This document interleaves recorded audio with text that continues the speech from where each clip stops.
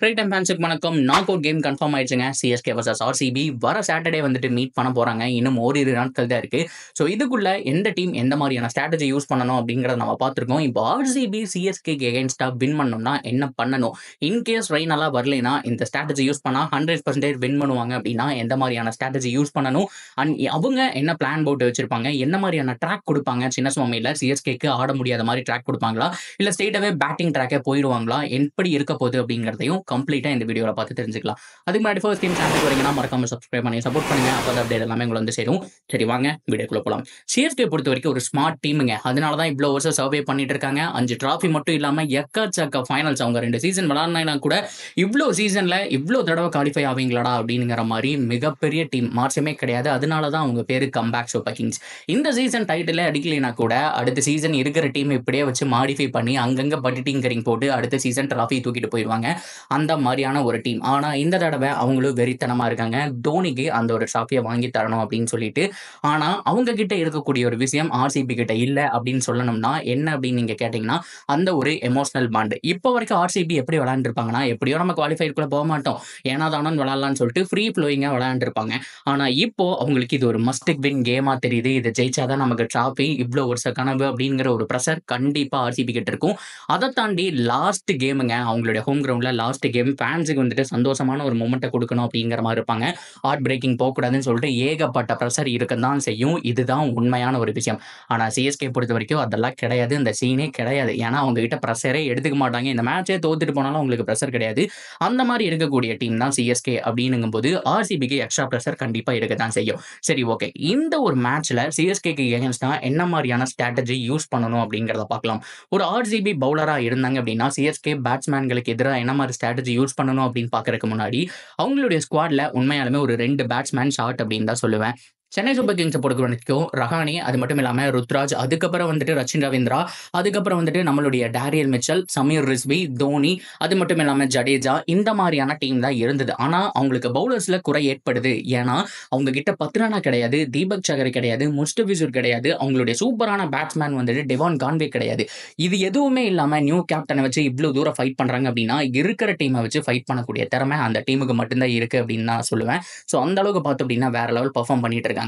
இருந்த போதிலும் அவங்க கிட்ட இப்போ பவுலர்ஸ் ஜாஸ்தியா இருக்காங்க. ஒரு துஷார் தேஷ்பாண்டே, ஸோ அது மட்டும் இல்லாம சிமர்ஜித் சிங் இருக்காரு. ஸோ அது போக நம்மளுடைய தீக்ஷனா இருக்காங்க. 3 பேர் பேட்டிங் ஆட மாட்டாங்க. இதுக்கு முன்னாடி இந்த ஸ்குவாட் எப்படி இருந்துச்சு தெரியுமா?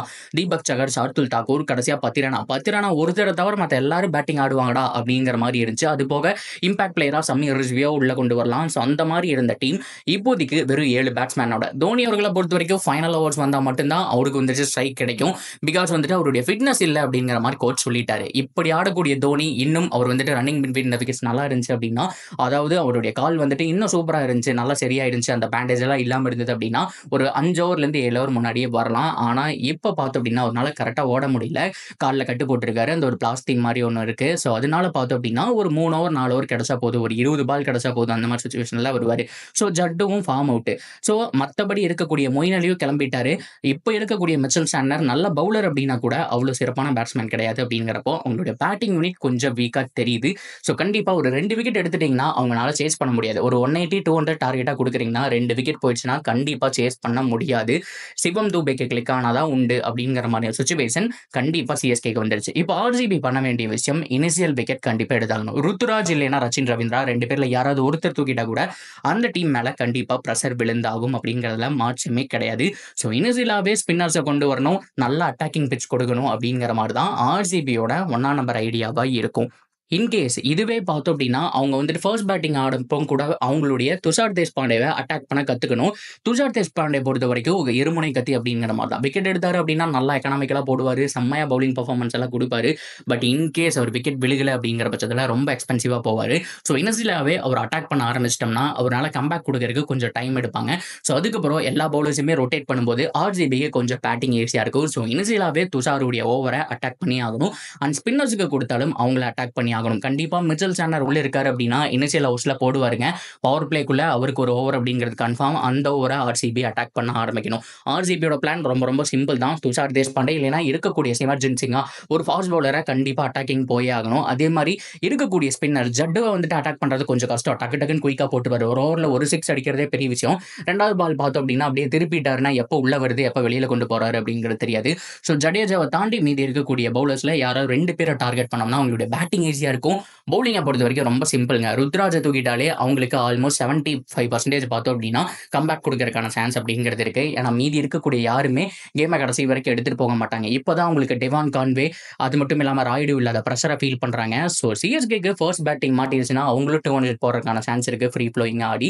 ஸோ அப்படி பார்க்கும்போது அவங்க சேசிங் அதாவது ஆர்சிபியோட சேசிங்லேயே பார்த்தோம் அப்படின்னா Virat Kohli and Faf to Blessy குறைஞ்சபட்சம் ஒரு 5 ஓவர் நின்று ஆட வேண்டியது ரொம்ப ரொம்ப அவசியம். ரன்னே வரலைனாலும் பரவாயில்ல, விக்கெட் இல்லாமல் ஒரு 35-40 ரன் அப்படிங்கிறது பவர் பிளேக்குள்ள அடிச்சிட்டாங்க அப்படின்னா ஸோ கண்டிப்பா ஆர்சிபி ஸ்டேபிளா போயிடுவாங்க. அவங்களோட பிளான் ரொம்ப ரொம்ப சிம்பிள். இந்த விஷயம் மட்டும்தான். ஸோ நீங்க என்ன நினைக்கிறீங்க? சிஎஸ்கேக்கு எதிராக என்ன மாதிரியான ஸ்ட்ராட்டஜி யூஸ் பண்ணுவீங்க அப்படிங்கிறத தாராளமாக கமெண்ட் செக்ஷன்ல சொல்லுங்க. அண்ட் தொடர்ந்து அப்டேட்டுக்கு சேனலோட இணைஞ்சிருங்க. மறக்காம சப்ஸ்கிரைப் பண்ணி சப்போர்ட் பண்ணுங்க.